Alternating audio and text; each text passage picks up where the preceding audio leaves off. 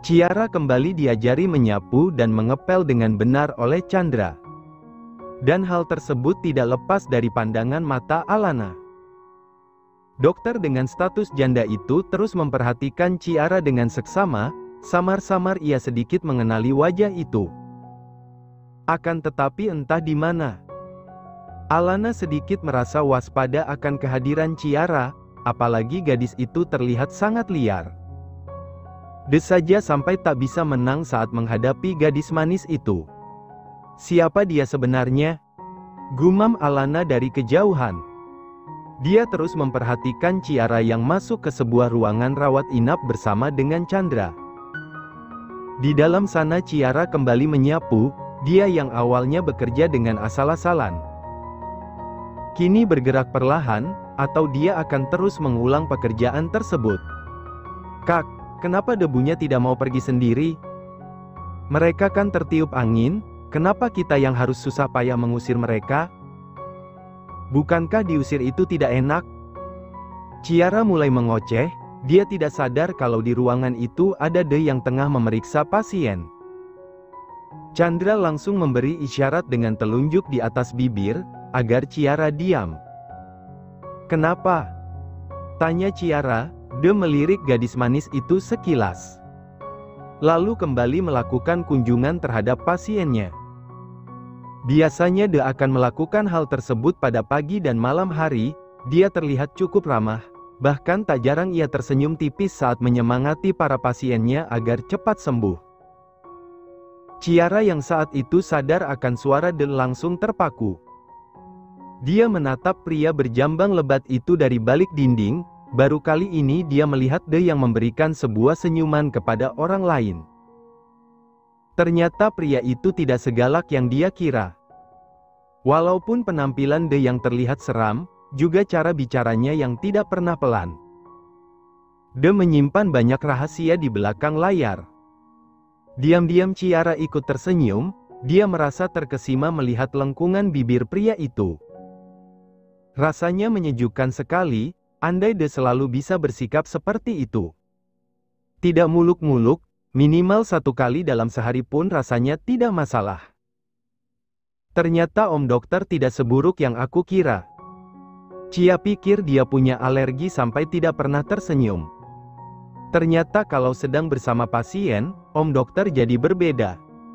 Apa Cia harus jadi pasien Om Dokter ya? Gumam gadis manis itu sambil terkekeh kecil, sementara matanya tak lepas untuk menatap De yang sedang berbicara. Lain dengan Ciara, lain pula dengan Chandra. Pria muda itu mendesah kecil, saat melihat Ciara malah bersembunyi di belakang dinding sambil memperhatikan De. Tidak bisa dipungkiri, pasti mereka ada apa-apa. Bahkan Ciara sampai senyum-senyum seperti itu. Hih, benar-benar disayangkan, gadis manis seperti Ciara. Malah sudah menyerahkan sesuatu yang paling berharga pada pria yang bukan suaminya. Astaga! Chandra sampai ikut sakit kepala, dengan membayangkannya saja. Hingga semua itu membawa kesalahpahaman yang semakin terasa nyata. Ci, panggil Chandra sambil menepuk salah satu bahu Ciara. Gadis itu sedikit tersentak, lalu menoleh dengan cengiran kuda. Ada apa, Kak? Kamu ngapain? Ciara menunjuk De dengan ekor matanya. Liatin Om Dokter meriksa pasiennya. Kakak tahu nggak? Chandra mengerutkan dahinya. Ciara tampak gemas, dengan apa yang akan disampaikannya. Om Dokter ternyata bisa senyum. Ujar gadis cantik itu dengan riang gembira. Seperti ia baru saja menemukan sebuah benda yang sangat langka. Chandra menelan ludahnya. Hanya itu. Ciara mengangguk cepat, lalu dia semakin merapatkan tubuhnya ke arah Chandra. Pria itu semakin merasa aneh dengan Ciara. Akan tetapi mau bilang seperti itu pun rasanya percuma. Kak, ajarin Cia pingsan dong, ucap Ciara dengan nada merengek. Sontak saja hal tersebut membuat Chandra tak berhenti menganga. Pingsan gimana maksudnya? Ya, pingsan. Nggak sadar diri gitu loh, Terus Cia dibawa ke ruangan untuk diperiksa. "Biar apa, Ci?" tanya Chandra sambil garuk-garuk kepala, semakin tidak mengerti dengan isi otak gadis manis yang ada di hadapannya. "Supaya Cia jadi pasiennya Om Dokter." Terus Om Dokter senyum deh ke Cia, "Ah pasti lucu, kan ya?" Hah. Siang harinya, Ciara ikut bersama dengan Chandra untuk membeli makanan di luar. Dengan mengendarai sepeda motor milik pria itu mereka menyusuri jalan raya. Ciara memakai masker lengkap dengan penutup kepala, sebab dia tidak mau kalau sampai ada yang tahu tentang jati dirinya. Apalagi orang-orang yang Austin kirim. Tak sampai lama, mereka akhirnya sampai di sebuah kedai makanan. Chandra menepikan sepeda motornya di sisi jalan, lalu mengajak Ciara untuk turun. "Ci, udah nyampe," ucap pria muda itu. Ciara mengangguk sekilas, lalu mengikuti langkah Chandra. Mereka memesan beberapa bungkus makanan titipan orang-orang yang hendak makan siang, termasuk The. Matahari tampak begitu terik, panasnya menerpa hingga ke kerongkongan. Ciara yang merasa kepanasan sekaligus haus, izin pada Chandra untuk membeli minum terlebih dahulu. "Kak, aku beli minum dulu ya. Kakak mau nitip nggak?" tanya Ciara sebelum melangkah menuju stand minuman yang tak jauh dari tempatnya berdiri. Chandra tampak berpikir sejenak, lalu mengeluarkan uang pecahan 50.000. "Boleh deh, kamu pakai saja uangku," ujarnya membuat Ciara tersenyum. Lantas setelah itu Ciara melangkah dengan riang menuju stand minuman. Dia yang sangat kehausan langsung meminum orange juice yang ada di tangannya. Tanpa dia ketahui, ada dua orang yang sedang memperhatikan gerak-geriknya. Ciara menghela nafas lega, merasakan kerongkongannya yang basah. "Hah, segar sekali," gumam gadis cantik itu sambil mengelap pinggiran bibirnya. Dia menatap lurus, dan dia mulai merasa sebuah keanehan. Ciara terpaku sebab ia merasa seperti tengah diawasi. Dia melirik ke sana kemari dan langsung menutup wajahnya menggunakan masker. Tak lupa dia juga menurunkan topi yang ia pinjam dari Chandra. "Nona, ini minuman Anda," ucap seorang pedagang, yang membuat Ciara sedikit mengangkat kepala. Gadis itu menerimanya dengan cepat, dan tak peduli dengan uang kembaliannya. Meski pedagang tersebut meneriakinya. Dengan tergesa-gesa Ciara melangkah, semakin lama, langkahnya semakin terasa cepat. Hingga akhirnya Ciara berlari, tepat seperti dugaannya dua orang itu mengejarnya. Ciara kembali berlari dengan tunggang langgang. Tak peduli dengan Chandra yang ada di stand makanan. Perasaan gadis cantik itu mulai kalut, dia tak dapat berpikir dengan jernih di antara laju kakinya yang tak dapat dia hentikan. "Itu benar-benar mereka," gumam Ciara, dia sedikit menoleh ke belakang. Ada dua orang berbadan besar yang berlari tak kalah cepat dengannya. Nafas gadis itu terengah-engah. Dia berlari untuk kembali pulang ke rumah sakit. Entah keajaiban dari mana, hingga tanpa perlu menghafalnya, Ciara seolah tahu kemana kakinya harus melangkah. Ketiga orang itu berkejaran, padahal banyak orang di sana, tetapi seolah mereka tidak memiliki rasa peduli. Ciara semakin berlari kencang. Dia bahkan tidak peduli dengan air mata ketakutannya. Dia meyakinkan diri bahwa Austin tidak akan pernah bisa mendapatkannya. "Paman, tidak akan bisa lagi menangkapku, aku harus semangat." Lirih gadis itu menyemangati dirinya sendiri. Padahal dalam hati dia berteriak kencang, dengan ketakutan yang mendera. "Ayo, Cia, bisa!" Pekik Ciara, dia semakin menambah kecepatan larinya. Dia sedikit menoleh ke belakang, dan dia bisa melihat dua orang itu belum mau menyerah. Ludah Ciara terkecat, dia ingin meminta tolong tetapi pada siapa? Semua orang terlihat egois, sebab tidak ada yang peduli padanya. Ciara hanya bisa berusaha dan pasrah dengan kehendak Tuhan. Nafas gadis itu sudah tersengal-sengal, dia membelokkan kakinya ke arah kiri dan masuk ke sebuah lorong yang sempat dia lewati. Di lorong tersebut suasana terasa sepi. Hingga Ciara menangis semakin kencang. Laju air matanya tak kalah deras dengan laju kakinya. "Hei, berhenti!" teriak salah satu dari mereka. Bibir Ciara pucat pasi, dia tak ingin ditangkap lagi, atau penyiksaan yang dia terima akan semakin banyak. BUGH. Ciara sedikit memekik dan tersentak, saat sebuah batu mengenai punggungnya. Namun, hal tersebut tak membuat dia menyerah begitu saja. Dia sedikit melompati pagar hidup yang ada di sekitar jalanan. Atap rumah sakit sudah cukup terlihat, Ciara tidak ingin lengah sedikit pun. "You can do it, Cia." Batu kembali menghantam anggota tubuh gadis itu. Akan tetapi Ciara menahannya sekuat tenaga. Rasa sakit ini tak seberapa, ketimbang dia harus tertangkap dan menjadi budak nafsu pamannya. Beberapa mobil melintas, Ciara menggunakan hal tersebut untuk melarikan diri. Dia masuk dalam kerumunan pejalan kaki, lalu menyelinap ke dinding gerbang rumah sakit. Nafas Ciara terengah-engah dengan bibir yang tak berhenti untuk bergetar.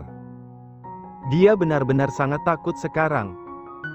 Sementara dari balik jendela kaca ruangannya, dia memerhatikan dengan seksama gadis yang ia anggap sebagai Ciara. Dia sedikit menyipitkan mata, dan ternyata benar tebakannya. "Untuk apa dia di sana?" gumam De seraya bangkit dari kursi dan menatap keluar jendela. De menangkap sesuatu yang lain, apalagi saat dua orang yang terasa mencurigakan mondar-mandir di sisi jalan, depan rumah sakit. Mereka. Tubuh Ciara seolah menggigil, dia terus mengepalkan tangannya kuat-kuat. Sementara dalam hati dia terus berdoa, agar Tuhan senantiasa menjaganya. Ketakutan itu semakin menjadi saat Ciara melihat bayangan tubuh seseorang di sekitarnya. Bayangan itu berhenti dengan kepala yang bergerak ke sana kemari.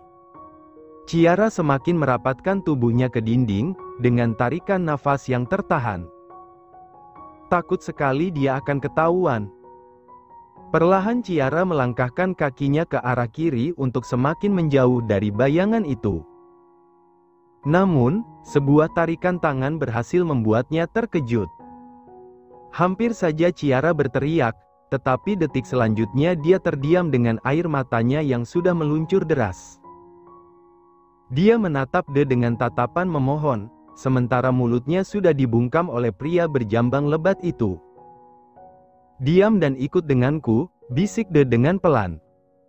Ciara tak bisa apa-apa selain mengangguk patuh.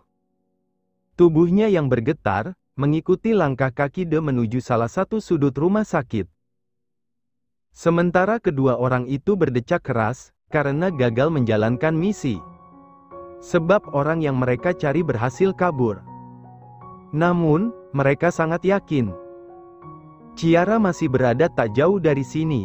Akhirnya mereka memutuskan untuk berpencar dan mencari keberadaan Ciara lagi.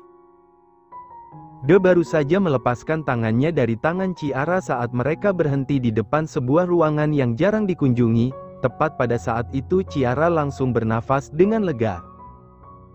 Dan detik selanjutnya dia menangis sejadi-jadinya. Dia menumpahkan ketakutannya di depan De. Sebab ia tidak tahu sampai kapan dia harus seperti ini, keluar dengan kucing-kucingan dan selalu merasa was-was.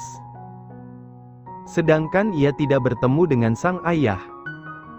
Jangankan bertemu, untuk menanyakan kabarnya saja dia sangat takut. De memerhatikan Ciara yang menangis terseduh-seduh di depannya. Bahu gadis itu naik turun dengan kepala yang menunduk dalam. De melihat ke bawah, lalu kembali menatap Ciara yang terlihat sangat menyedihkan. "Hei, kenapa menangis? Bukankah aku tidak menginjak kakimu?" tanya De, mencoba mencairkan suasana.